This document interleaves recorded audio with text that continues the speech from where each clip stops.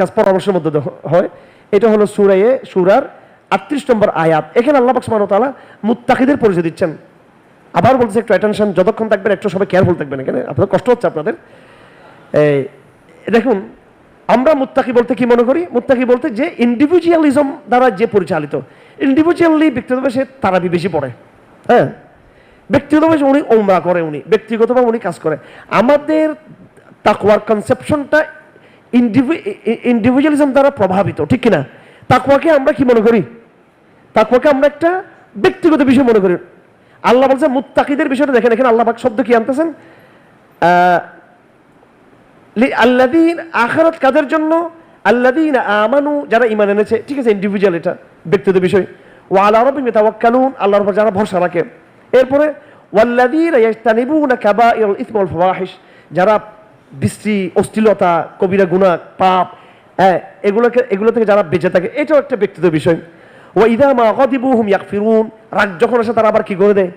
ক্ষমা করে দেয়, ঠিক আছে? ক্ষমা করে দিবেন, বাসায় গিয়ে বসে যখন সময় ক্ষমা করে দিবেন, ঠিক আছে? ওয়াল্লাযীনা ইসতাজআবু লিরাব্বিহিম, এবং যারা আল্লাহর ডাকে সাড়া দেয়, এটাও ধরলাম এটা ব্যক্তিগত। ওয়া আকামুস সালাত, এবং তারা নামাজ কায়েম করে। নামাজ কায়েম করে ধরলেন জমার সাথে পড়ে আবার একা পড়ি।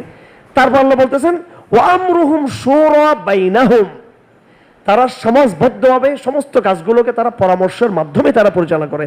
তাহলে তাকওয়ার সমাজ সূরা ছাড়া হতে পারে না। যেই মুসলিম দলে, সমাজে, সোসাইটিতে সূরাই নিজাম নাই, এই বাংলাদেশ ইসলামপন্থী সবগুলো দল, যতক্ষণ পর্যন্ত এই যতগুলো দল আছে এখানে, এরা যতক্ষণ সেন্ট্রাল সূরা তৈরি করবে না, ততক্ষণ এরা মুত্তাকির যে গুণাবলী আল্লাহ পাক বলে দিয়েছেন ক্রাইটেরিয়া, তার থেকে তারা বাইরে থাকবেন। এখানে স্পষ্ট কথা কোরআনের এখানে আল্লাহ বলছে মুত্তাকিদের বৈশিষ্ট্য হলো ওয়া আমরুহুম শুরা বাইনহুম। আমাদের সূরা আছে বাংলাদেশে, ইসলামপন্থী সূরা আছে, দল আছে এখানে, এখন দলবাজি করে এখানে দল এখানে, কিন্তু কি না এখানে সেন্ট্রাল কোনো অথরিটি এখানে নেই। সুতরাং মুত্তাকির ইয়ে থেকে আমরা ওনারা বাইরে, ওনারা এটা স্টেট ফর, এটা কথা। আমি একা যদি হয়ে যায় কথা, কোরআনের কথায় বলতে বলতে একা হয়ে যাবো, তাও এইটাই বলবো একদম, এখানে কোনো আপোষ করার দরকার নেই এখানে আমার, ঠিক আছে? এই এখানে সেকুলার দ্বারা কি হতাশ হবো আমরা? সেকুলারদেরকে কথা বললাম, বিএনপি, আওয়ামী লীগ, সমন্বয়, আর্মি, এদের কথা বললে লাভ নেই। ইসলামকে আমরা কোনো একটা সম্মানজনক কোরআন সুন্নাহর মানহাজের উপর ইসলামকে দাঁড় করতে পারি, এই পুরো দায়িত্ব ইসলামপন্থী লিডারদের উপরে, এটা ঠিক আছে? কিন্তু আল্লাহ পাক ইসলামকে অবশ্যই কিছু গোড়াবাদী বিজয় করে ফেলবেন কিন্তু। এই জন্য মূলধারা বলে 14 ধারা করে, মূলধারা মানে 14 ধারা আর কি। মূলধারা মানে অসংখ্য ধারা। কিসের মূলধারা? আবার মূলধারা হচ্ছে যেটা সূরা থাকবে, তো মুসলমানদের সূরা নেই। আপনার দুটো উদাহরণ দিই আমি। একটা হচ্ছে সুন্নিদের মধ্যে আফগানিস্তানের তালেবানরা, আর একটা শিয়াদের মধ্যে কি ইরানের। এদের জোর কোথায়? এদের কি, এদের শক্তি কোথায়? এদের শক্তি হচ্ছে এদের ঐক্য, সূরা। এদের সমস্ত শিয়ারা এক ইমামের পিছনে ঐক্যবদ্ধ, এরা, ঠিক কিনা? সূরা আছে এদের ইরানের। আর ওই যে খোরাসানের, শুধু খোরাসান না, খোরাসানের আশেপাশে এলাকা পর্যন্ত, পুরো আফগানিস্তান বটেই, এদিকে যে পখতুন যেগুলো পাকিস্তান আছে, ওদিকে উজবেক, এরা পর্যন্ত পুরো এই হেবাতুল্লাহর সূরা দ্বারা এরা কি নিয়ন্ত্রিত, আনুগত্য দ্বারা নিয়ন্ত্রিত এরা মুসলমানদের সূরা। আজকে বাংলাদেশে কিচ্ছু লাগবে না, এখানে হুঙ্কারও দিতে হবে না, শুধু মুসলমানদেরকে সেন্ট্রাল আমির সবাই ঐক্যবদ্ধ হওয়ার পর তার হুঙ্কারে কিন্তু অনেক, এই দেশের অনেক সমস্যার সমাধান হয়ে যাবে। তো নিজেরা করবে না, যারা করবে প্রস্তাব দিবে তাদেরকে করতে দিবে না, ঠিক আছে? সব আমরা পর্যবেক্ষণ করতেছি, মনে বহু দুঃখ আছে, হ্যাঁ, তো এগুলো চাপা দিয়ে রাখছি আমরা এগুলো। কিন্তু মৃত্যুর আগে আল্লাহ আমাদেরকে এই ইনশাআল্লাহ ইসলামের একটা ভালো পজিশন দেখাবেন আল্লাহ ইনশাআল্লাহ আমাদেরকে। কেন? যেহেতু আমরা ইসলামকে বোঝার চেষ্টা করেছি ওইভাবে, যে এইভাবে কোরআন আছে, সুন্নাহ আছে, ওইটা আমাদের মনে যেহেতু এইভাবে সরলতা আছে, এই জন্য আল্লাহ পাক একটা ভালো কিছু হবে, এবং লাঞ্ছিত হবে ওই সমস্ত লোক যারা বিশুদ্ধ ইসলাম প্রতিষ্ঠার ক্ষেত্রে ইসলামের নাম ব্যবহার করে, যারা প্রতিবন্ধকতা তৈরি করে রাখছে এখানে। এবং আপনাদের অনেকে খারাপ লাগবে, প্রত্যেক আপনার দলের মধ্যে আমরা ঢুকি, সব দলের মধ্যে উচিত প্রত্যেক দলের মধ্যে বিদ্রোহ করে প্রত্যেকে কর্মীরা দলকে বাধ্য করা, যেন এক সবাই মিলে যেন কি হয়, জমা হয়। আমরা ইসলামের পাশে হচ্ছে জামা, সুরা, এমারাত, তাআত, এগুলো হচ্ছে ইসলামের শব্দ। আর এখন চলে গেছে এই শব্দ সেই শব্দ, হ্যাঁ, বিভিন্ন দল, কত দলের নাম। তো মুত্তাকি হওয়ার জন্য শুধু ব্যক্তিগত আমল যথেষ্ট না, বরং মুত্তাকি হওয়ার জন্য কি লাগবে? সূরাই ব্যবস্থা লাগবে। তারপরে আরো আছে, মুত্তাকি হওয়ার জন্য টাকা খরচ করতে হবে। বহিলি ওয়া মিম্মা রাযাকনাহুম ইউনফিকুন, মুত্তাকি হওয়ার জন্য আপনাকে ব্যয় করতে হবে। রমজান মাসে আমরা ব্যয় করব। রমজান মাসে 3টা কাজ। 1 নম্বর হচ্ছে দিনের বেলা রোজা রাখা, রাতের বেলা কিয়াম করা, মানে তারাবি তাহাজ্জুদ ইত্যাদি পড়া, আর 3 নম্বরে কি দান করা।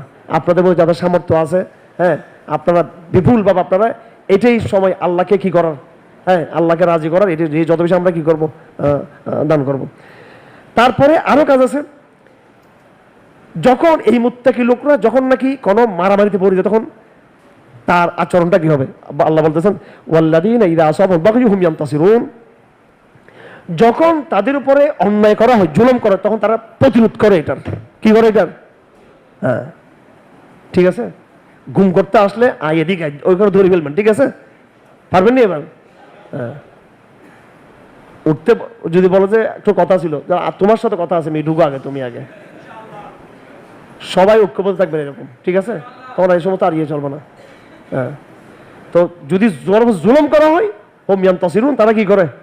হ্যাঁ, এটা প্রতিরোধ করে, এটা প্রতিশোধ নেয় তারা, এটাকে প্রতিরোধ করে। এটাকে আল্লাহ বলতেছেন, আল্লাহ পাক তাআলা ওয়া জাযাউ সাইয়্যাতিন সাইয়্যাতুম মিসলুহা, তোমার সাথে অন্যায় করলে তুমিও কি করো? টিট ফর ট্যাট, ঠিক আছে, এই অ্যাসপেক্ট বা হুবহু একদম আয়াত।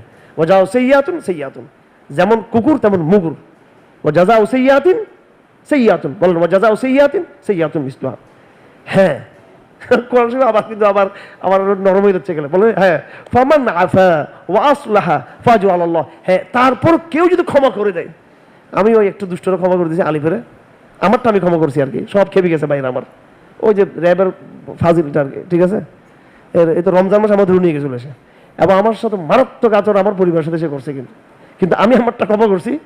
এটা আবার আবার আপনারা এই জন্য, আমি তো বলতেছি যে সবাই তারও ক্ষমা করে দিই, এটা বলতেছি না আমি, তো যাতে আমি আল্লাহকে বলতে পারি, ঠিক আছে, ফামান আফা ওয়া আসলাহা ফাজু আলাল্লাহ, কেউ যদি ক্ষমা করে, ইসলাহ করে দেয়, তাহলে তার সওয়াব আল্লাহ পাক দিবেন।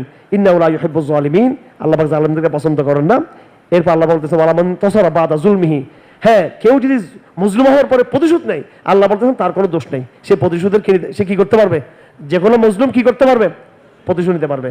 ইন্নামাস সাবিলু আলাল্লাযী ইয়াজলিমুন নাস, খারাপ হচ্ছে ওই সমস্ত লোক যারা জুলুম ছাড়াই প্রতিশোধ নেয়, এদের এবং জমিনে যারা ত্রাস সৃষ্টি করে, যারা বাড়াবাড়ি করেন, উলাইকা লাহুম আযাবুন আলীম, তাদের জন্য ভয়াবহ আযাব রয়েছে।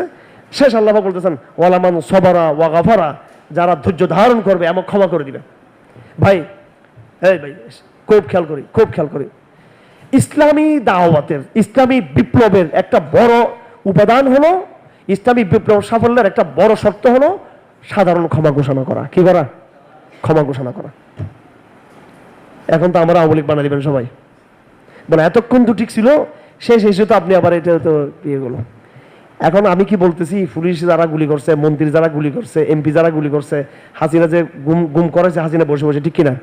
ওই যে নামগুলো মনে রাখিয়েন একটু, ব্রিগেডিয়ার মেজর জেনারেল জিয়া, নামগুলো মনে রাখিয়েন। আপনাদের মধ্যে সমস্যা, আপনারা চিন্তা করেন এক খাত, আমি চিন্তা করি 10টা চিন্তা করি আমি ভিতরে। আলিফুদ্দিন, আর আলিফুদ্দিন তো অর্ডার দিয়েছে তো গোয়েন্দা সংস্থার বড় বড় অফিসাররা, এরা কোথায়? এরা তো বহাল, তবে এরা তো এদের কিছু হয় নাই।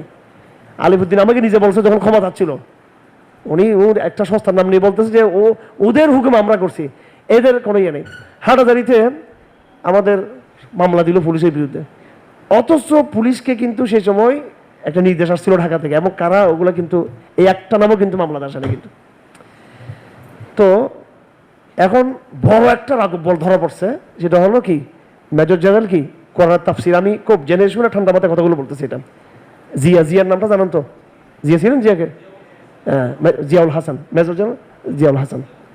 ওরে বাপরে বাপ, ও যে কত মানুষ গুমার খুন করছে, সে ঠান্ডা মাথায় খুন করতো। এবং আলেমদের মধ্যে আমার বাবাকে তো সে ডাইরেক্ট মারছে, সে আঘাত করছে। আহমদ শফিকে সে লাথি মারতে চেয়েছিল শাপলা চত্বরের দিন, একবার ডাইরেক্ট এয়ারপোর্টে এসে অত্যন্ত। শাহলাদ্দিন কাদের চৌধুরীকে নিজের হাতে সে পিটেছে। তো এগুলো ছোট ছোট বিষয় মার। আর গুমের মাস্টারমাইন্ড ছিল সে, অত্যন্ত দুর্দশা। তার বোনটাও সেরকম, সে এখন ওই আইসিডি যুদ্ধপাড়া মানবাধিকার আদালতে এখন ওর বোন উগ্রতা দেখেন ওখানে গিয়ে। আপনারা সবাই সচেতন থাকবেন।